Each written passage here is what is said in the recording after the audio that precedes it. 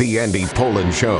We got to go after this with everything we got, figuring they're going to come with everything they got. I'll start off by saying I'm bored, I'm broke, and I'm back. The Andy Pollin Show on ESPN 630 starts right now. I will have some clarification on this term GOAT, which has been given to Tom Brady. He doesn't call himself the GOAT, but let's understand where GOAT came from and how easily it's thrown around these days and how ridiculous it was to say, well, if Patrick Mahomes wins another Super Bowl, he's the GOAT, even though he'd still be 3 behind Tom Brady, and now he's 4 behind Tom Brady. And Brady went a decade without winning one. So let's pump our brakes on that. Also, it was 35 years ago today that the greatest upset in the history of boxing happened, and you can put it up there, well, doesn't surpass it, but it comes close to what the U.S. Olympic hockey team did in 1980, beating the Soviets. And if you want to look at individual upsets, you'd put Mike Tyson being knocked out by Buster Douglas right there. And I'll have memories of what I went through watching the fight. You probably have yours if you're old enough to remember that. And if you're not, I'll have the full recap on that. I want to get to the Luka Doncic debut last night for the Lakers. Tim Legler did the call on TV and was on with Scott Van Pelt last night to wrap it up, and I'll get to that shortly. But just to follow up on this GOAT stuff, and I was one, and I continue to say that even if Mahomes and the Chiefs won on Sunday, it would not be the only three-peat. And technically, I don't even think it would be the only three-peat in Super Bowl history, because the Packers won the championship in 1965. There were no other games to win after that. There was no Super Bowl. They won the NFL championship. Again, the merger didn't take place until 1970, so it was still NFL and AFL in 1966. They won again. They went on to play the Kansas City Chiefs in the first Super Bowl, beat them. They won again in 1967, which included the famous Ice Bowl game where they beat the Dallas Cowboys in what may have been the coldest game in history. And then they beat the Raiders in the Super Bowl. That's 3 straight championships. It's not 3 straight Super Bowls, but there wasn't a Super Bowl to win in the first one. So that's why I've looked at this and kind of shaken my head about all this rush to anoint Patrick Mahomes the greatest of all time. And I was in a I don't know, chat, I guess, on Facebook with David Israel yesterday. David Israel is a great, great sports writer. He was a columnist with, I believe, the Chicago Tribune. He also spent some time here with the Washington Star in the 1970s and then transitioned to become a very successful Hollywood producer. But he still is obviously very opinionated about sports, and he posts things which I sometimes respond to. Sometimes he responds to some of the things that I write. And I in his pointing out that this was not or would not have been the first three-peat in the Super Bowl era, I responded to him. I said, funny thing is, when Star won his 3rd straight and 5th overall, we didn't do the GOAT thing that we do now. Unitas was better, so was Sonny, but there was no obsession with figuring out where they ranked. And he responded by saying, Unitas was by then considered the greatest ever, and right behind him were Otto Graham and Sammy Baugh. As for GOAT, and this is important, we throw this term around as if it applies to anybody who is great. No, there's only one person that it applies to. And as Israel points out, as for GOAT, there was only one, Muhammad Ali. The acronym was coined for him by Bundini Brown or Howard Bingham. Bundini Brown wasn't the trainer, but he was, I guess, one of Ali's handlers. And Howard Bingham was like the official Ali photographer. Many of the great photos that have been taken of Ali in and out of the ring were taken by Howard Bingham. And they believed, as Ali called himself the greatest of all time, that there shouldn't be anybody else who would apply for this. And he said, as Israel writes here, the acronym is unique. It has a quality of one, and it belongs to one. All the others are the greatest in their particular endeavors, not all time, right? Because if you're talking about the greatest of all time, you're not limiting it to boxing. And I wouldn't for Ali because of his significance both athletically and culturally. I believe he is the most significant cultural athlete of the 20th century, right along Jackie Robinson. What he did in his time was unbelievably courageous, as it was with Jackie Robinson, but he threw away the best 3 years of his career. And I say threw away, don't really mean it in that way. I mean that he was inactive in those years because he was a conscientious objector to the military, and he was ultimately proven correct in court. He refused induction into the military. He was banned from boxing, but it was overturned in court, and he came back and had a kind of a second career. And the trilogy of the fights that he had with Joe Frazier are among the most famous and the greatest in the history of the sport. And I've said this many times, I miss the days when boxing was a premier sport, when you talked about that. Dave Kindred, who has chronicled Ali since the 1960s, knew him well, knew his family well, probably knows as much about Muhammad Ali as anyone alive. And Kindred typed in, David Israel, amen. First time I saw GOAT was on an email from Lonnie. That would be his wife. As always, imitators followed in Ali's wake. As for Providence and the creation of GOAT, I'd go with Bundini. And David Israel said, I've been saying this for years. You're the first who truly understands. There aren't many of us left. So when we throw around the term GOAT, realize it really should only go to one person, and that's Muhammad Ali. And it's not just for his sports accomplishments. It's for who he was as a human being. And while Tom Brady has accomplished incredible things on the football field and has done incredibly well off the field, including finding somebody to pay him $37.5 million a year to provide what I thought was kind of bland commentary on the Super Bowl, he's not Muhammad Ali. He doesn't have cultural significance like Muhammad Ali. He doesn't have a lasting aura around him like Ali had. Ali was godlike, even in his post-boxing career, and maybe even more so. So, let's all pump the brakes on the term GOAT. I'll get to more on that coming up in regards to Patrick Mahomes and what people are saying now after he got his butt kicked in the Super Bowl. Not all his fault, but this glow of let's raise him up above the clouds. Everybody back off that a little bit. So Luka Doncic playing for the Lakers for the first time last night. They had a sellout crowd at the arena. There were close to 19,000 people there, 77 gold T-shirts on every seat for Luka's number 77. Before the game, the microphones picked up the huddle where LeBron James said to Luka, Luka, be your effing self. Don't fit in. Fit the F out. Be yourself. That's what LeBron said. And Luka, playing for the first time since Christmas was not exactly razor sharp.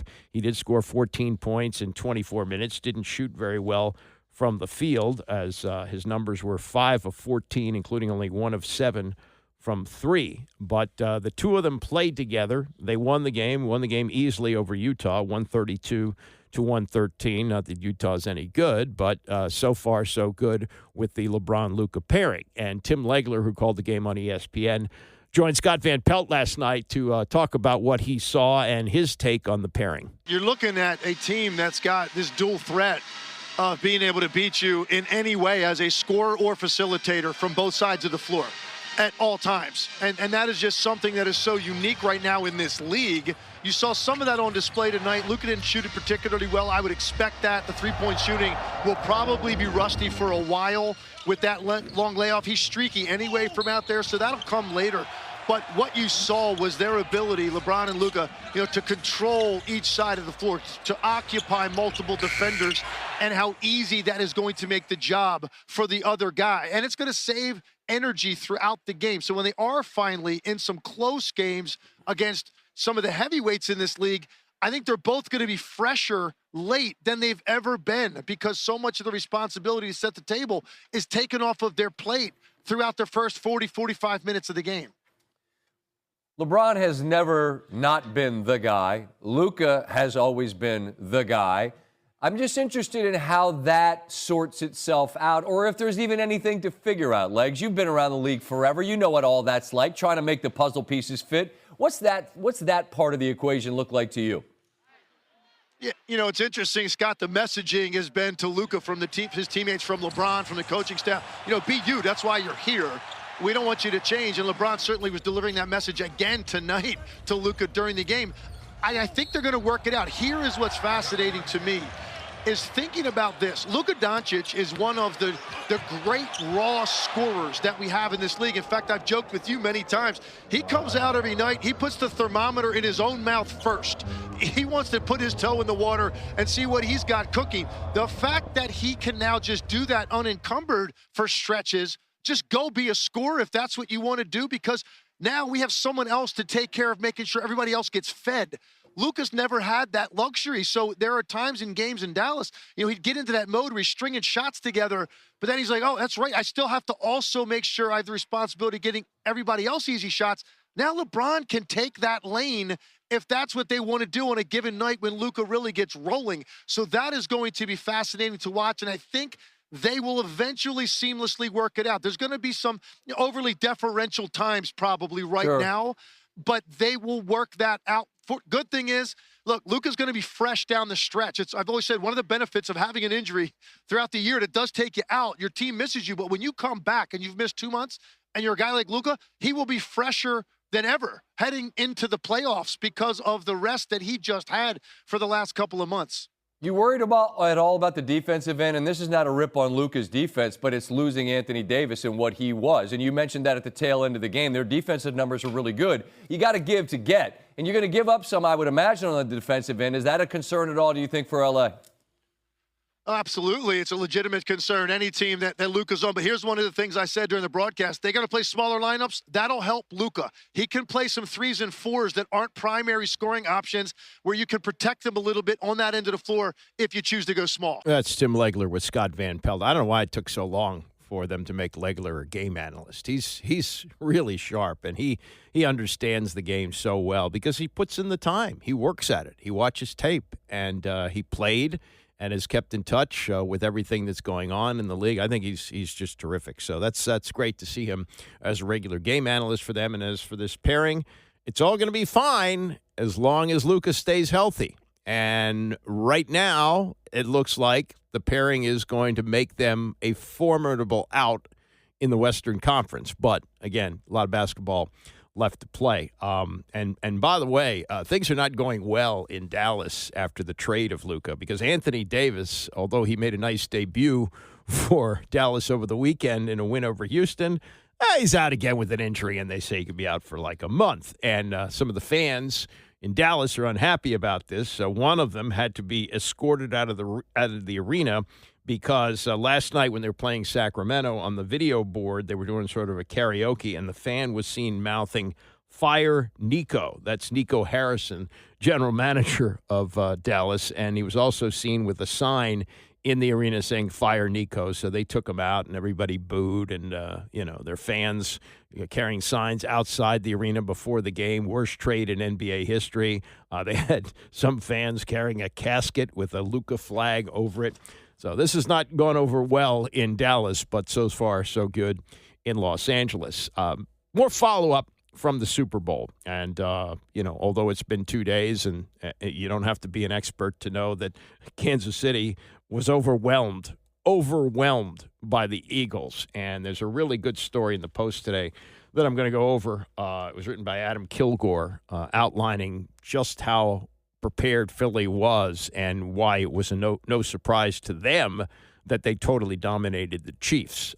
Bill Cowher, former coach, won a Super Bowl with the Steelers, now with CBS on Dan Patrick yesterday on why Kansas City failed so spectacularly. They got away from running the football. I mean, you're going against a football team that, number one, I think the Cooper DeJean interception for a touchdown, it's 10-0. You're still in this game. You try to get your footing, trying to get a first down. You go sack, 3rd and 16, and all of a sudden you get the pick six. And again, I think getting away and not even trying to run the football to kind of settle into the game and coming out throwing it when obviously your offensive line, which is not your strength. Again, they've been able to get by with it. They made their adjustments late in the season and moving Tooney out to left tackle. But this defensive front, Milton Williams, Josh Sweat, Jalen Carter. They just manhandled the offensive line of the Kansas City Chiefs. I'm with you with running the ball. I thought get 3 yards, get 4 yards, get something, because if they don't have to blitz, then, I mean, what an advantage. Well, yeah, and I think the biggest thing we've seen with this team in Kansas City is they are a very good second half team. And you get the game into the fourth quarter, however way you need to get there. You need to minimize the differences in the scoring and try to shorten the game to the fourth quarter, keep it within a score, because you have the best kicker, you got a quarterback that can make plays with his legs. And I just feel like this game got away from them very early, and they could never get anything going on offense. And then they started to press, and I think that you could see that happening. And a lot of credit goes to Philadelphia. I mean, I think the Kansas City defense did a very good job of taking care of Saquon. But the biggest thing I always talk about is the attempts. I mean, they never deviated from the rush, even though he was getting stopped. There was a great lesson to be learned about that. They still kept running the football and kept that defense kind of at check, because they had to play the run first. And I think that was something that they can look in the mirror and say, maybe we should try to do the same thing. Yeah, and that's what I'm thinking is they kept trying Saquon. Maybe there was going to be a home run in there. There was always the threat of he can hit a home run here. And they're sort of saying to Jalen Hurts, we want to see you beat us. And he certainly showed them. And I think that was what Spags wanted to do. I mean, I think they were going to take away Saquon, make Jalen beat him. And I think Jalen beat him as much with his legs as he did with his arm. Yeah. You know, I think that's the biggest thing, too, when there wasn't the pressure and there wasn't the blitz and the four-man rush. And that's the thing to me, Dan. When you look at this team in Philadelphia, they really don't have a weakness. And I think when you look at a football teams around the National Football League, the offensive line, the defensive line, you have to build yourself there. And I've always said your strengths get you into the playoffs, and your weaknesses is what eliminates you. And I think that played true really for this Kansas City Chiefs football team. And a lot of strength with that offensive side, with what they've been able to do with the quarterback. Defensively, I think they showed up again yesterday. But the one weakness that they probably had, and they kept trying to toil with it all year, was that offensive line, and that got exposed yesterday. Yeah, the Eagles are set up here for the next couple of years. Like when you talk about maybe a new dynasty, Philadelphia. I mean, give Howard Roseman a lot of credit. Now, they got 3 big key free agents. You're talking about Josh Sweat, Milton Williams, and Zach Bond. These are 3 key cogs on that defensive side of the ball. But, you know, you're talking about an offensive line that's still going to be intact. You're talking about Saquon, who's still there. 2 receivers are coming back. Jalen Hurts, to me, and I think you go back to also going into this game, we kept hearing about the three-peat. We keep hearing about Steve Spagnuolo. But really, the best defense in the league has been the Philadelphia Eagles and Vic Fangio. And so it's a little bit of kind of a disrespect card, I would think, that was being played there. And I can understand it as well. And I can understand why we're all kind of excited about seeing history being made. But I think that also didn't play into the hands of the Kansas City Chiefs. I think for the Philadelphia Eagles, under the radar, underdog, going into this game, played exactly the way they wanted to play it. And I think they used that to their benefit. Yeah, it's Bill Cowher yesterday on the Dan Patrick Show. There's more breakdown of this in the story in the Post today. And as far as the three-peat talk, Chiefs said it. Eagles said it after the game, that, hearing it all week, plus it got out that maybe they didn't even try to hide it, that the Chiefs had contacted Pat Riley, who trademarked three-peat, and got the okay from him to use it if they won. Cart before the horse. I used to call that bulletin board material. Nobody has bulletin boards anymore. I guess it's called, social media material? Whatever it was, it made the Eagles good and angry, and they took it out on Patrick Mahomes on Sunday. We'll have more look at that coming up with Louis Riddick, who was also on the Dan Patrick Show yesterday. I think he's one of the top analysts. His name gets mentioned just about every year to get a front office job. He did have them with, I think he was also with the Raiders as well as being here. He was definitely here for a few years, but he's an excellent analyst on ESPN, and he took a look at just what happened on Sunday, and it was just devastating for Patrick Mahomes, and he'll explain why they were able to do that. We'll get to that more as we continue. It's the Andy Pollin Show, ESPN 630. The Andy Pollin Show on ESPN 630, the sports capital. Before we get to the Louis Riddick thoughts on the Super Bowl butt-kicking from Sunday, some media stuff and some interesting breaking news. It's not really news. It's just a report that there could be enormous news on this, as just ESPN continues to gobble and make preparations for what looks to be the end of cable. I mean, we're heading in that direction. Old people like me still have cable, but so many people have cut the cord, and the business model for ESPN has to change. And they are now in discussions, according to John Oran, who used to write for Sports Business Daily and now writes for something called Puck, that ESPN is negotiating with the NFL to take over the NFL Network and the Red Zone. And as Oren explains, it could boost ESPN's talks with distributors. See, they need to have stuff that people want. That's what made ESPN what it is. And during the heyday of cable, they were the biggest item on your cable bill, and it wasn't an option. So, if you were paying at that time, let's say $75 a month, like 10 of that was just ESPN, and that was for people who didn't care about sports. And that's how they were able to become the monster that they became. They had the cable charges plus the advertising that they sold. Well, now as people have cut the cord for streaming and so forth, they have to have something that would make them more attractive in a paid type of deal where, people would probably pay, if you're a sports fan, $20, $25 a month just for ESPN. So these talks are ongoing, and if they get all that, I mean, you're not going to be able to avoid having ESPN the way this would work. Not that you necessarily have to have the NFL Network or the Red Zone, but, to be a football fan, you'd have to have it.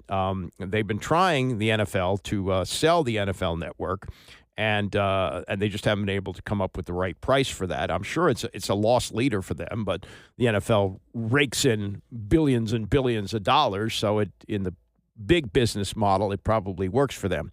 But if they can sell everything off to ESPN and not have those costs, yeah. And if you think that ESPN is too NFL-centric now, just wait till this deal comes through. I mean, it's hard to turn on the network any time of year. And, some may say, well, the Super Bowl's over, so I guess we won't see as much football. Hell no. No, we're heading into the Combine. The Combine is followed by nonstop draft talk until we get to April. Once the draft takes place in April, we got free agency first. That's in March, so it's free agency segueing into the draft, and then the draft segues into minicamp, and then you just sort of shuffle through the summer. July is sort of a dead month, but you get to the end of July, training camps are open, and we're off and running again. And you say to yourself, well, what happened to the offseason? There is no offseason. Super Bowl's over in mid-February. Combine takes place a couple weeks later. Free agency, draft, off-season workouts, mini camp, and boom, what do you know? Training camps are open again. Tom Brady taking some heat in various places. If you've read the various media columns online, this was from The Athletic, where it's Andrew Marchand used to write for the Post. He's now with The Athletic. He said that Brady's performance on Super Bowl Sunday was equivalent to 11 for 25 for 178 yards and no touchdowns, but no interceptions as he rode along for the championship. USA Today's Jordan Mendoza said that Brady's insights into playing in the Super Bowl became overdone. It felt like there were constant reminders that he'd won 7 Super Bowls. And by the way, in a game like that, where it gets out of hand, and it gets out of hand pretty early, I mean, it's over by halftime. This is where an analyst shines. You don't think Brady has collected stories playing until he was 45 years old? 23 years in the NFL, he doesn't have stories? That's where you roll him out.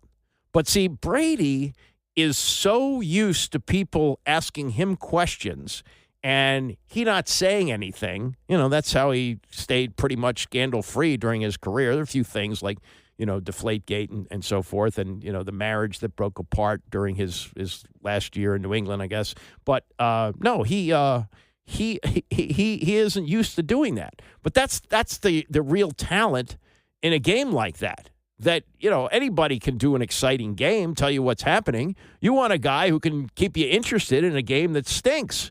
And that game stunk for most of 3 quarters. Neil Best said he was a winner. He's with Newsday, but by and large, it was negative. Joe Posnanski, who writes a blog, says it's truly startling how bad Tom Brady is at this. There was this from Richard Deitch, who used to be with the New York Times, and now he does a podcast.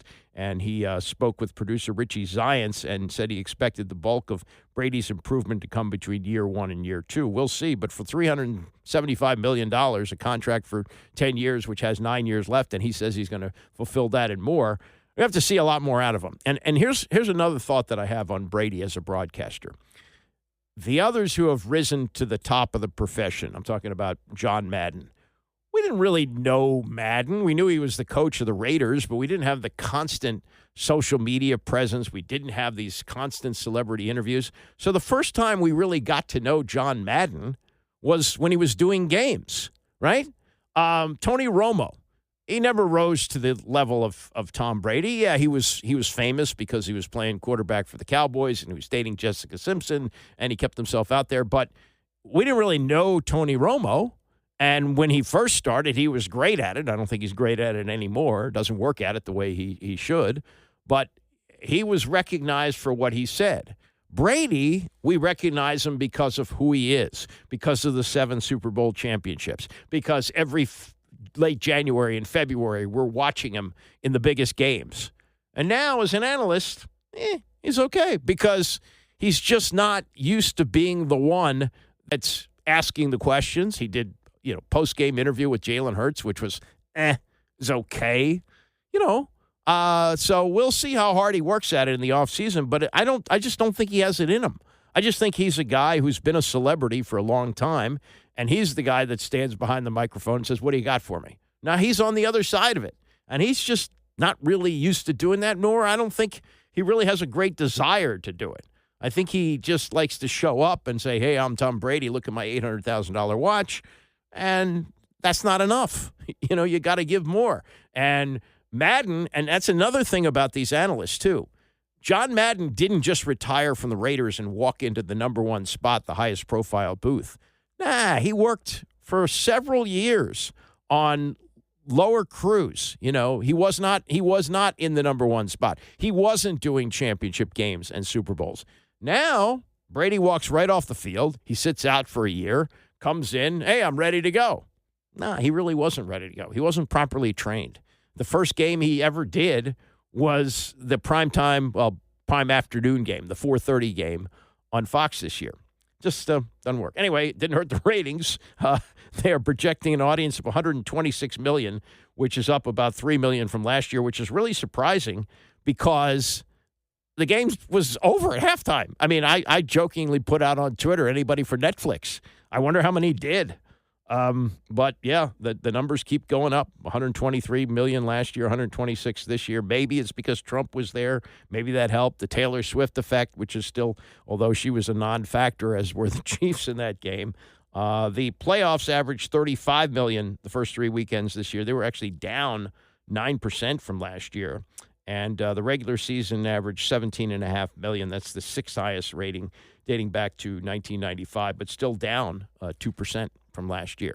So Super Bowl ratings up, playoff ratings down a little bit, regular season ratings down a little bit. Louis Riddick with ESPN on the Dan Patrick Show yesterday on how the Chiefs, and I kind of felt with them that it was almost like it was with the Redskins in their second Super Bowl when they played the Raiders, that they had some close games in the playoffs that year. Remember, they were up 21-0 on San Francisco, and the Niners came back and probably could have won that game where a proper call made. I think Art Monk they called pass interference where it really wasn't, and that set up a winning field goal if San Francisco could have won that game and gone to the Super Bowl, but Washington did, and they got their butts kicked by the Raiders because it looked like they just ran out of gas, like they were mentally spent from 2 years of being in that kind of spotlight. Chiefs have been in it a lot longer, and Riddick felt like once they got punched in the mouth by the Eagles, they were just, mentally gone. I just think the whole team got fatigued mentally and physically. It's to the point where it was like the offense knew that we can't block these guys, and the defense was like, the offense can't move the ball. We're doing everything we can to shut down one of the best players in the league, but now we can't really rush the passer because we're in run-stop mode, and it just all fed on itself. Yeah, it's like when a pitcher doesn't have his best stuff. but he still goes out there and he's trying to fool you a little bit, trying to trick you a little bit. And then after a while, they weren't fooling anybody. The fact that, like, I can't even give Vic Fangio credit because he didn't do anything other than say to his guys, let's don't do anything. Yeah. Remember when Seattle beat Denver like that? When Denver was heavily favored in the game, that was a Super Bowl that was up in New York. And you hear quarterbacks talk a lot about the fact that sometimes they get tricked into feeling as though, you know what, this game's not going to be that tough because these teams aren't very difficult. And Seattle wasn't very difficult to figure out from a schematic standpoint. But when you start playing them and you realize that it may be simplistic in terms of its structure, but the speed and the ferocity with which they play, it overwhelms you. Kansas City, for the first time since maybe Patrick Mahomes became a starter in 2018, outside of the Super Bowl in 2020 when they lost to Tampa Bay, that's the first time I've really seen that team look overwhelmed to where they looked like an inferior football team. Yeah. And that's what I mean. And Vic, you know what? We were talking about it on TV this morning. Vic was sitting up there in that box looking down at that field going, I don't need to send anymore. I don't need to do anything. I'm just going to unleash my big dogs and let them go. And you know what? When it's like that, Dan, sometimes football is just that simple. Bigger, faster, stronger guys who are more ticked off beat guys who aren't as big and as fast and as strong. And that's what happened. Pretty simple, right? It worked that way on the playground. The bigger kids beat up the smaller kids, and the tougher kids won the fights. That's kind of what happened on Sunday. Riddick also mentions that Super Bowl loss, the one they lost to Tampa Bay. I'd forgotten it was that lopsided, 31-9, and that kind of ties into what happened yesterday because Vic Fangio, I'm sure, studied the tape of that, even though the players have changed for Kansas City to some extent since that game. But that was the same game plan. They just could not protect Mahomes in that game, and they couldn't protect him on Sunday again. Now, as for and I'll have more to say on this, this GOAT debate and the whole thing, and how Mahomes' weaknesses were shown on Sunday. But this is Riddick on what will be the long-term effect on Patrick Mahomes after getting his butt kicked like he did Sunday. Knowing Patrick, knowing the people who know Patrick like they do, I don't think it'll be something where, like when you're talking about like a Ronda Rousey type situation where, a fighter is on the decline or clearly they just don't have it anymore. Patrick still has it. But the cool thing about this is that this is a team game. And clearly he can't get it done just all on his own. Twice now when he's gotten blown out in the Super Bowl and gotten beat up in the Super Bowl, it's been because the offensive line has just caved. And this caved to like unrelenting pressure. Think about Philadelphia last year, how they exited the playoffs. And how you're looking at Jalen Hurts last year and you're sitting there going, this team's done. This team's they're not the powerhouse in the NFC. And in 1 year, with the way in which they were able to fortify the offensive line, get Saquon Barkley, and a defense and change over to the defensive side of the ball with Vic Fangio. Next thing you know, Jalen Carter's becoming an absolute freak. And they get two rookies like Quinyon Mitchell and Cooper DeJean. And now they're looking like a team like people are going, oh, they're never going to lose again. They're never going to lose again. They'll be able to fix this. But Brett has to go to work. And it can't just be about Andy's genius and Patrick's, ability to always pull it out in the end, which we've all become kind of drunk with. We've all become like this intoxicated by because the guy is a once-in-a-generation player. But what he's showing you is that this is still the ultimate team game. And when you go up against a team that's evenly matched or even better than you physically, all the schemes and play calls and shovel passes and no-look passes in the world ain't going to work. Because football is still like what Bill Parcells and Belichick and every other old school coach talks about. It's about imposing your will on another person. And Philly imposed their will on Kansas City last night to the point where it looked like 85 Bears versus New England Patriots in that same stadium. It was like, you have no shot. You can't even move the ball.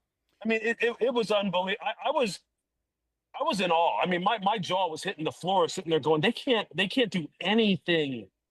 That is not how any of us thought that would happen, besides maybe the people in Philadelphia in that locker room. Lewis, they poured the Gatorade with 3 minutes left. That has to be the earliest Gatorade pull. If that was a fight, a heavyweight, they would have stopped that. No doubt. They would have stopped it in the third quarter, and they would have said, no. Yeah, well, it was over in the third quarter anyway. The 2 touchdowns. That's the other thing. This was a 40-6 game in the fourth quarter. 40-6. So don't let that 40-22 score fool you. One more thing from Riddick, and again, he's a former personnel guy, and he was the guy who last year went to all the pro days for the top quarterbacks, and he said, if I were the Chicago Bears, I would draft Jaden Daniels #1. So he knows players. And this is his take on Myles Garrett, who, has asked for a trade, and what he thinks will happen. Because Garrett's not being, angry about this. He's saying, well, I had a discussion with the team. They know where I'm coming from. They don't have to trade me. I hope they do. I hope they trade me to a contender. It's not like, hey, I ain't playing if I don't get traded. It's not like that. But will he get traded, and where might he go? Riddick with thoughts on that with Dan Patrick. So Andrew Berry has said that he's not a guy who I want to trade. I'm not going to trade him. But where does he go, and is he a missing piece for a team? Is he a missing piece for a team like Detroit? Is he a guy who, like a team like Kansas City, quite honestly, they need a guy like that. They need a closer like that. Where does he wind up going? Because outside of quarterback, premium pass rushers who are like on the verge of doing historic things rushing the passer don't hit the market. They usually don't get moved.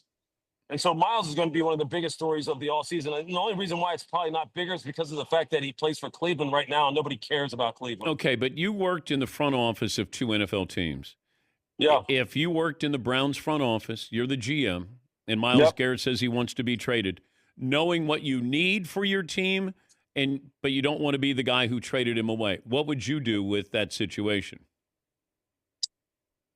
That situation has so many other tentacles because I just get the feeling that Andrew Berry's not doing anything in a vacuum. He's being told what to do. But I would strongly suggest to the people who ultimately make that decision, if it wasn't just all mine on my own, I would say, hey, look, we need to consider moving him. Okay. Because we need help. And as much as that sucks, because he's one of the greatest players in the history of this franchise, we have to move him. And quite honestly, I would then want to have another conversation, Dan, which is how have we gotten to the point where a guy who we drafted and we developed here in-house, who is beloved in Cleveland, all of our fan base can't blame, they don't blame him. They would say they would want out too. How have we gotten to the point where our best players don't want to stay here anymore?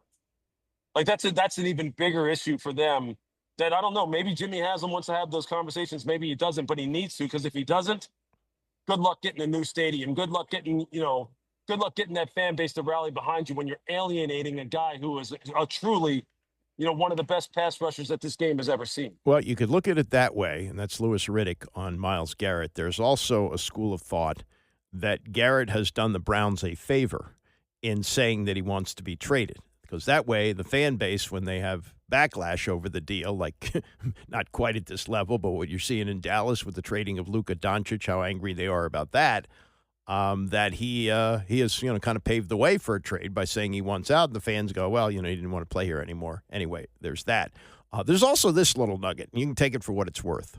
But according to a report that I saw, Jaden Daniels has unfollowed Myles Garrett on Instagram.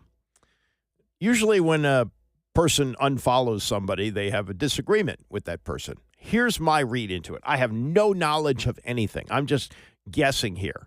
But here's what my guess is that Adam Peters spoke to Jaden Daniels and said, we're going to pursue Myles Garrett, but we don't want to have any kind of hanky-panky here, or anything that could cause us to, get fined, lose a draft pick for tampering, whatever it is, because he's under contract. And when asked about Myles Garrett at the Super Bowl, Daniels was very careful with his words. I'm just guessing. I have no knowledge. I'm just guessing that Adam Peters said to him, it'd probably be a good idea for you if you'd unfollow him on Instagram. Not a big deal.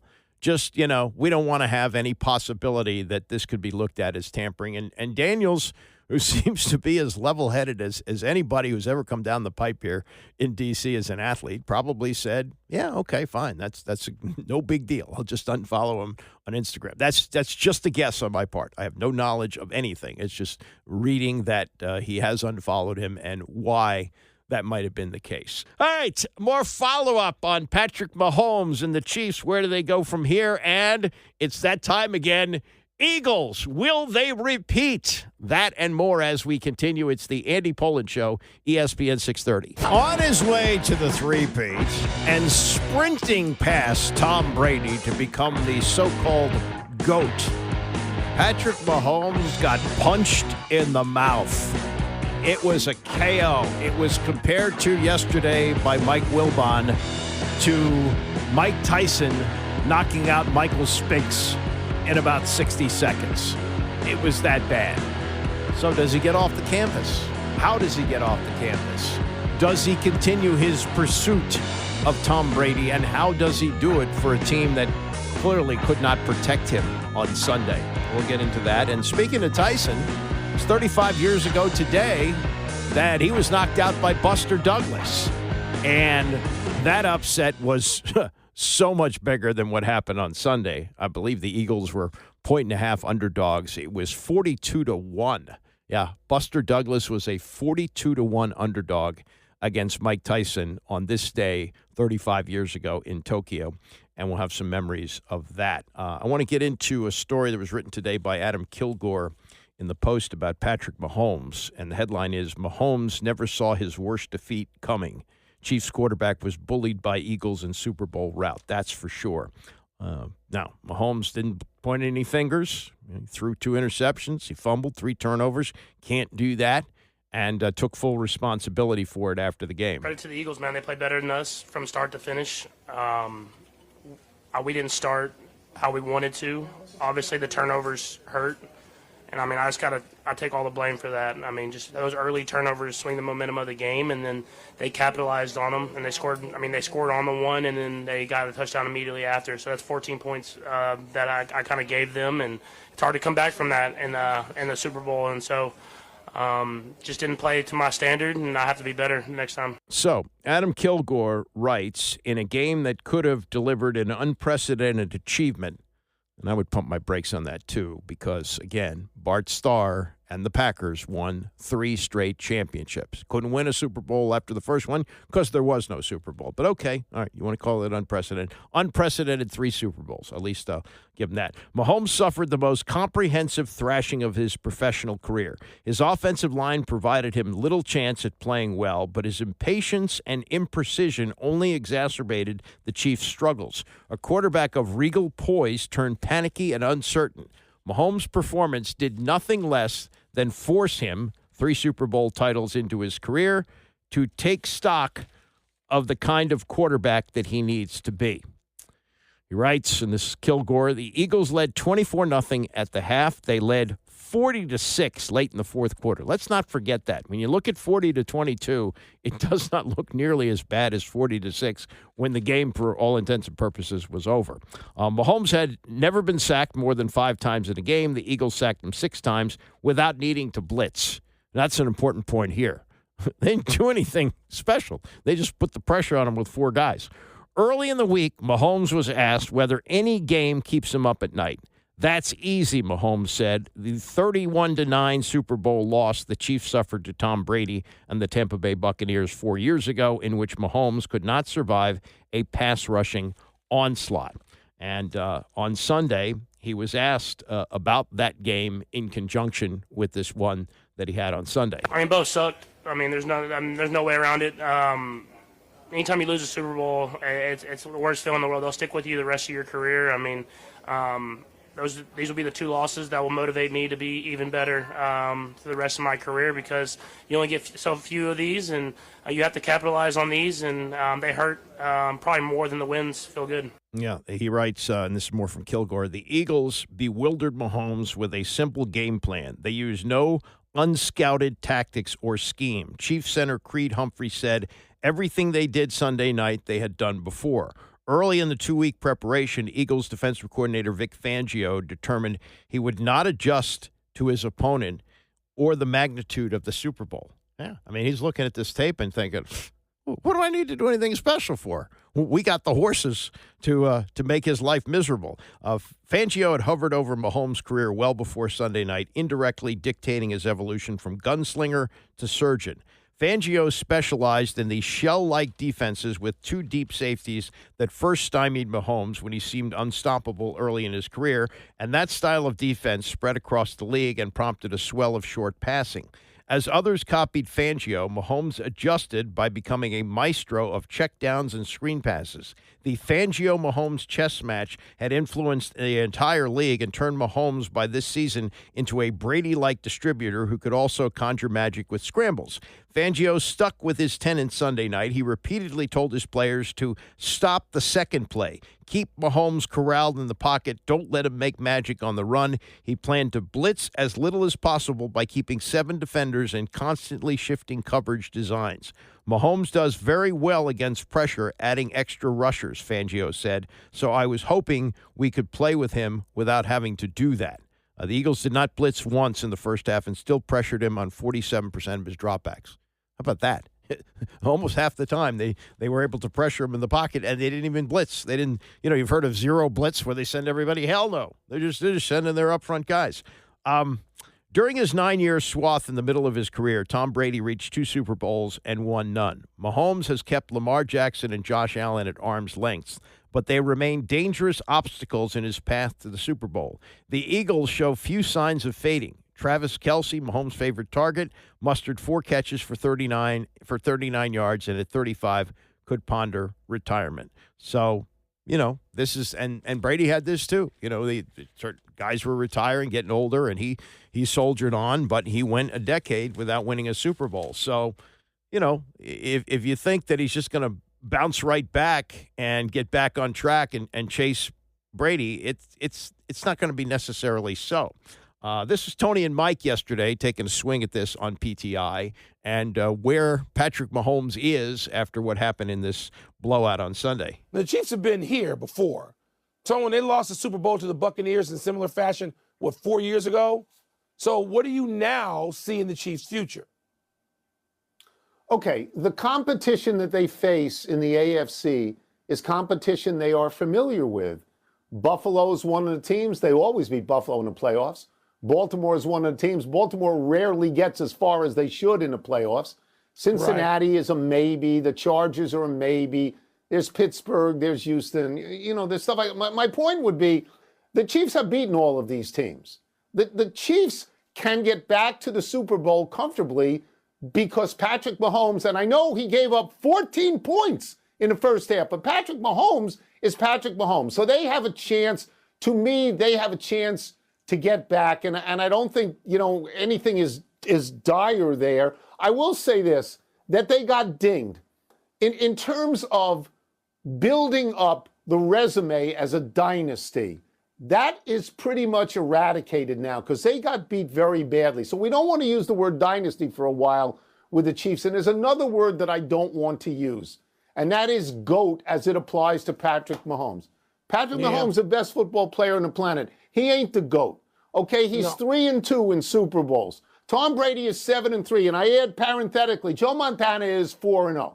In the 3 Super Bowls that Tom Brady lost, it was a total of 15 points. In the 2 Super Bowls Mahomes has lost, it's a total of 40 points. So let's just back off on him being the GOAT. Let's back off on that. Yeah. Well, let's go back to the Chiefs for a second and where they go from here. They go to the draft, and they go to the free agency, and they come up with offensive line help. That's where they go. Yeah. Specifically. Yeah. That's where they need to go. They knew that, and when they had to sort of shuffle that offensive line, you basically create vulnerability in 2 different places along the line. They know that. The Chiefs know how to scout. Look, they weren't picking near the top of the draft, and they went out and got Worthy in the last draft. And what did he do yesterday? Set rookie records for receiving yards and touchdowns in a Super Bowl. So there isn't anything dire here. They lost a bad game. They lost badly. They had a bad night.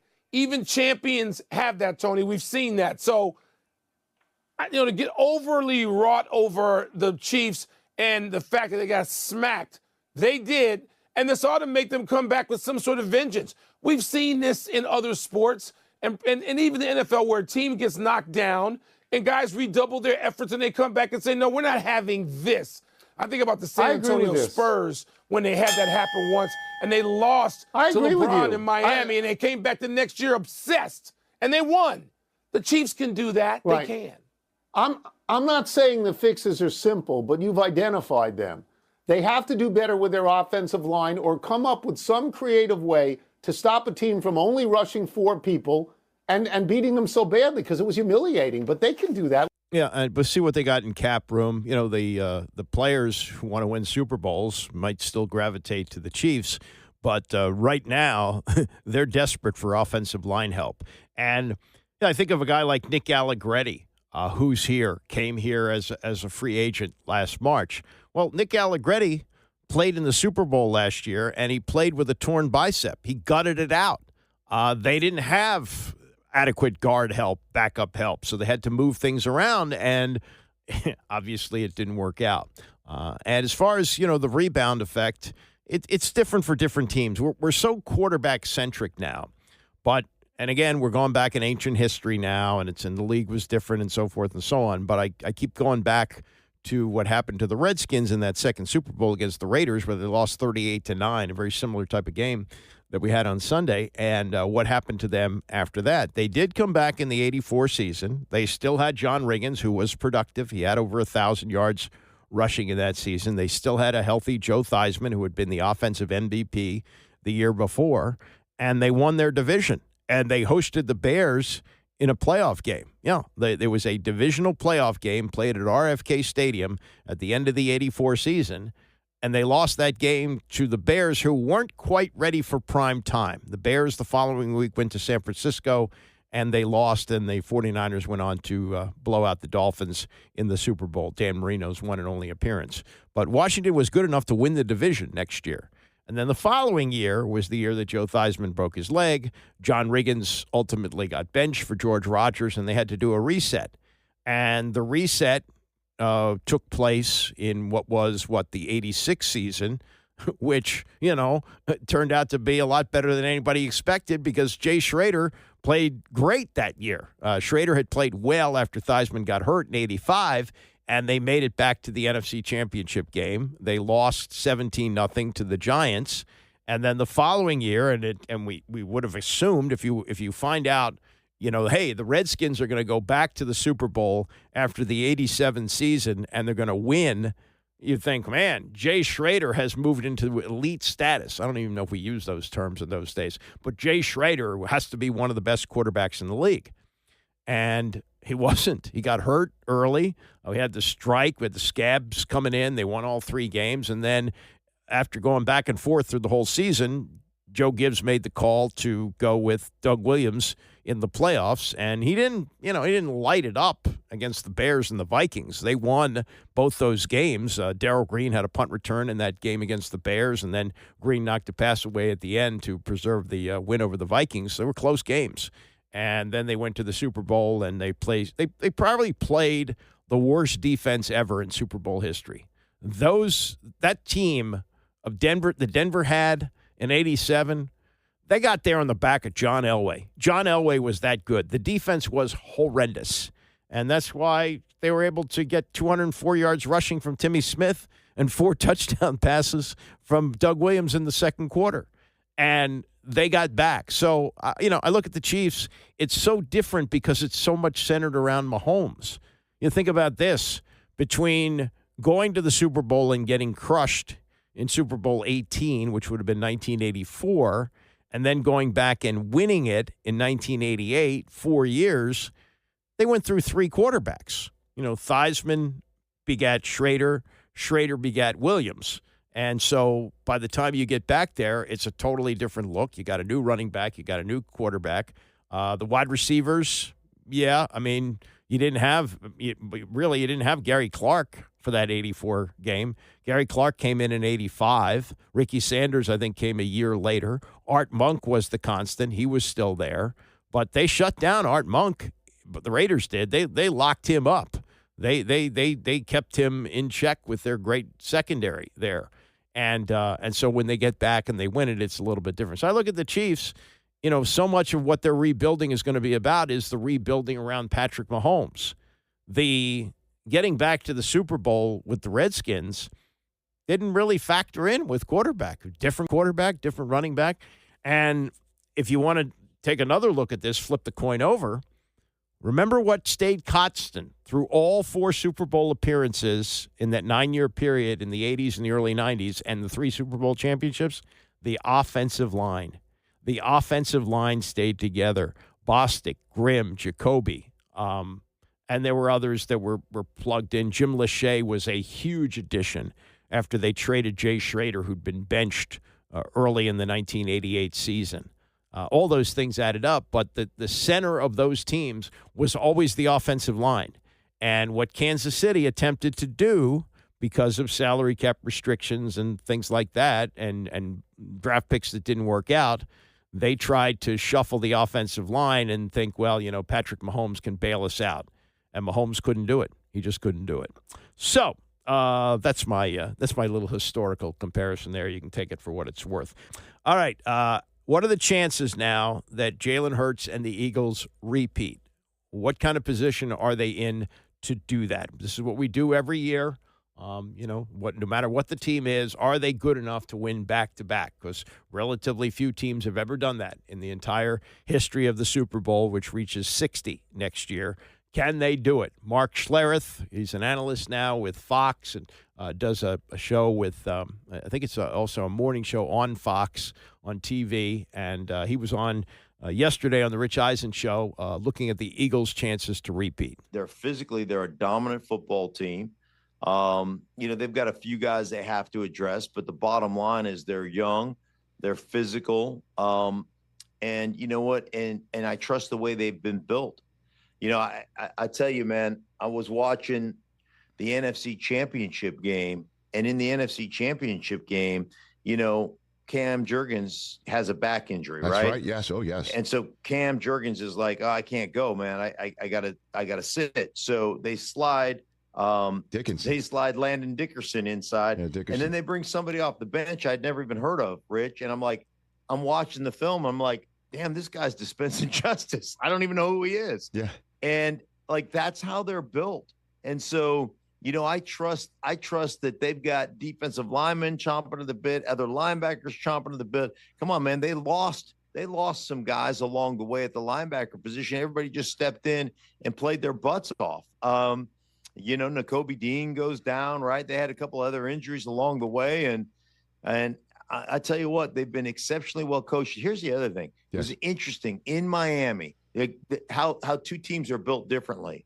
In Philadelphia, it's all about the defensive and offensive lines, right? It's all about controlling line of scrimmage. In Philadelphia, where do you spend all your assets? Hey, Robert Hunt, one of the best guards in football. Hey, we don't want to pay him. He goes to Carolina, but we'll pay all these wide receivers, right? Because it's all about the weaponry. And where are these two teams? And, oh, by the way, speaking of Miami, didn't Vic Fangio get dumped by Miami because, he's too old and he doesn't relate to today's younger player? Maybe he just doesn't relate to guys who don't want to be great football players.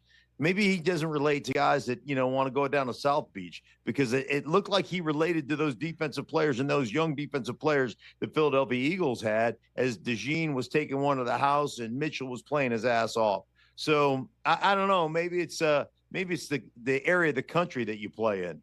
Yeah, and it looks like maybe Sirianni's got his Spags, right? I mean, and in the same way that Reed has his Spags, Sirianni's got his Fangio now, and I know that Kellen Moore's going to probably, I don't know, maybe if you listen hard enough, that's Jeff Lurie telling Kellen Moore to kind of McDaniels his way out of New Orleans, and maybe Ben Johnson his way back to stay the OC. I don't know, because run it back is what Sirianni said. I know Kellen Moore's got probably bigger jobs on his mind potentially. I don't know, but right? I mean, because this is there for the taking. It kind of feels that way. Yeah, it definitely feels like you've got a chance to run it back. And I understand there's only 32 head coaching jobs in the National Football League, and they're all big jobs and they're all good jobs because there's only 32 of them. Right. But 100%. Here's the other thing that's impressive. I don't think we give Sirianni enough credit for what he has been able to do there. I mean, think about this: the humility it takes to sit there in your first year and go, you know what?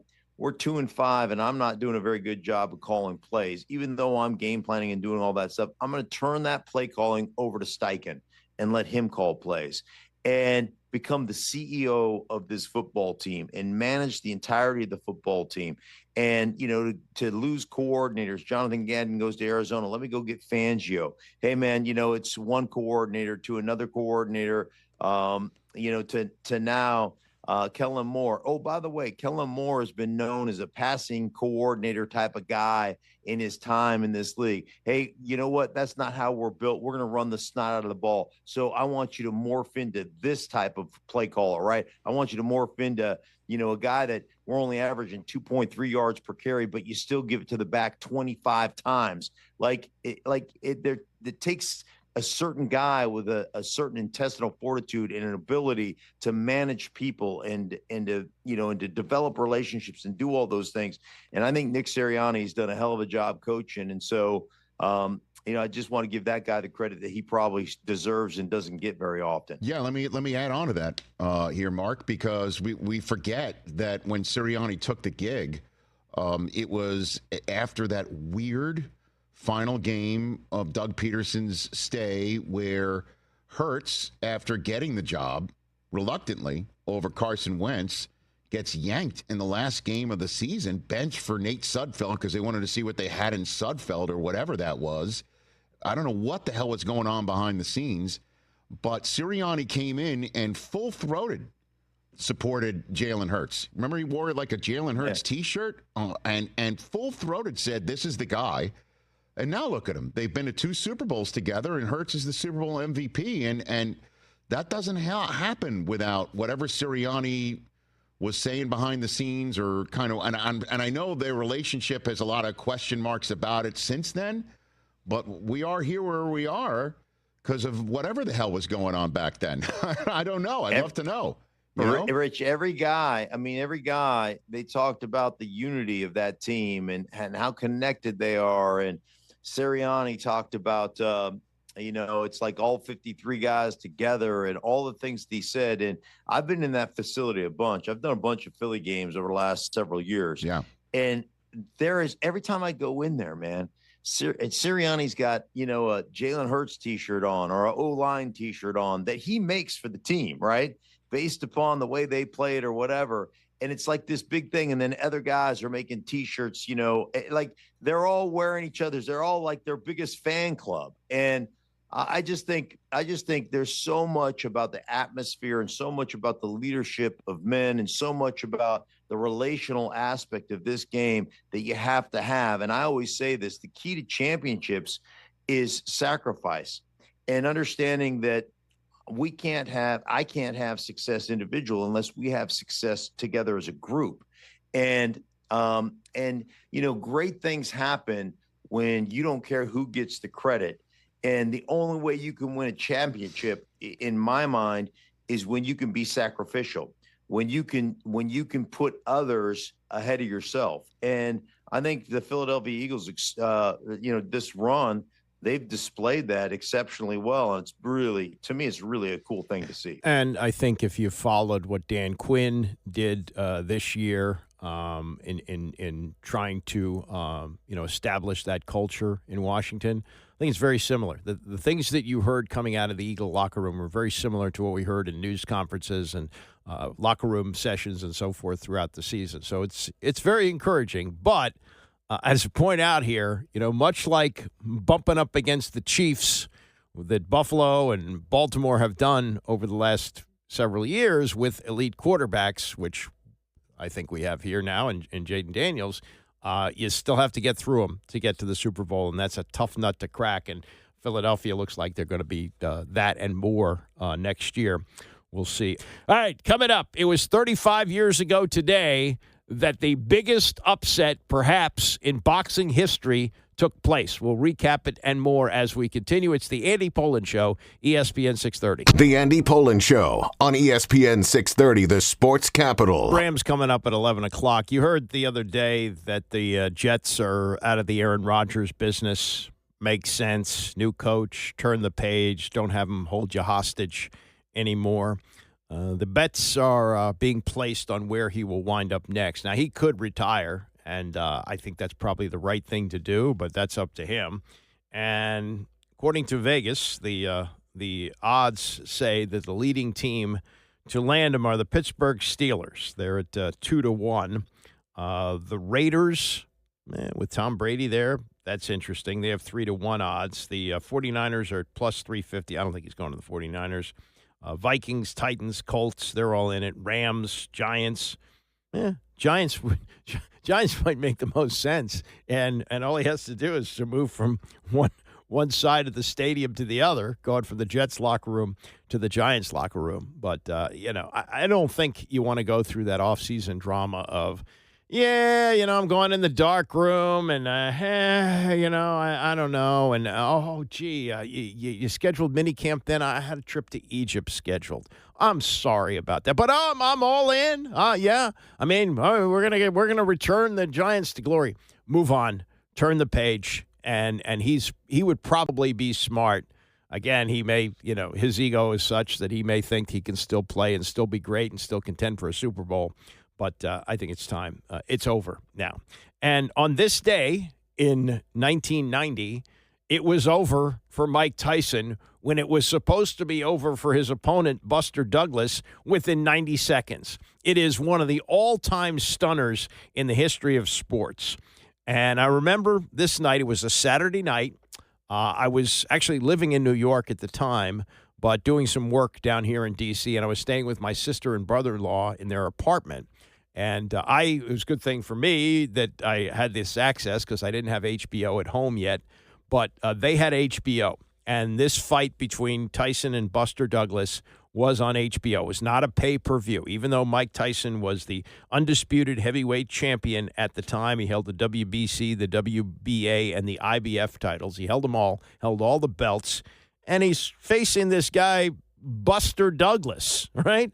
He was the number 7 heavyweight contender, according to Ring Magazine. Nobody had heard of him prior to this fight. This was considered to be a tune-up fight for Tyson, taking place in the Tokyo Dome. A lot of major outlets did not send reporters there because, who needs to send a reporter to see a fight that lasts 90 seconds and goes exactly the way it's supposed to go? The odds said Tyson was a 42-1 favorite. Buster Douglas, a 42-1 underdog. In fact, they did a 30 for 30 on this several years ago on ESPN, hosted by Jeremy Schaap. It was really good.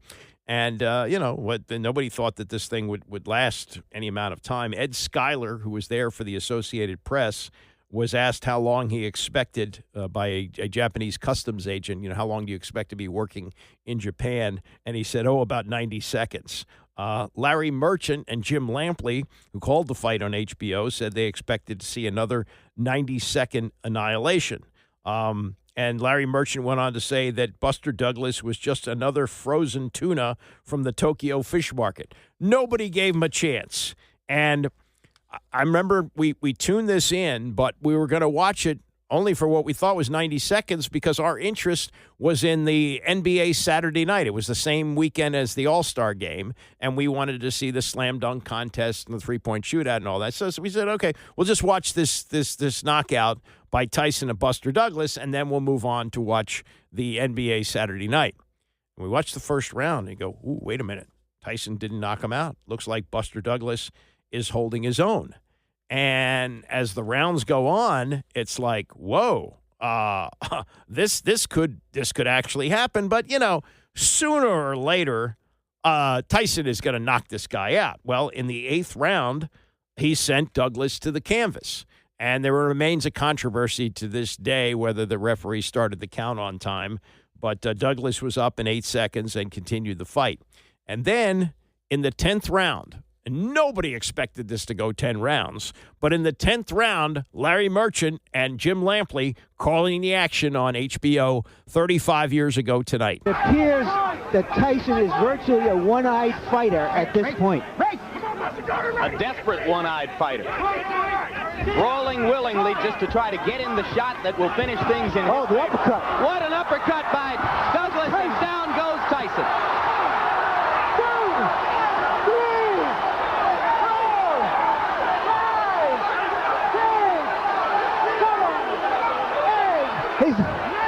It's over. It's over. Mike Tyson has been knocked out. Unbelievable.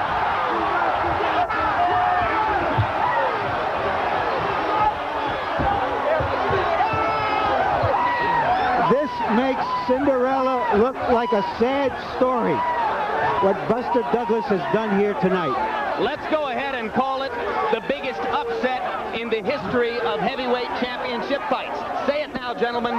James Buster Douglas, undisputed heavyweight champion of the world. I would be willing to say it's the greatest upset in boxing history. And the sight of Tyson feeling around on the ground for his mouthpiece, that he wanted to pick that up before he got back up, he was out, and that is a stunning result. There have been many stories written in the years since as to why it happened. Tyson obviously did not take him seriously. Singer Bobby Brown wrote in his autobiography that he met Tyson in Tokyo and the two of them partied extensively the night before the fight.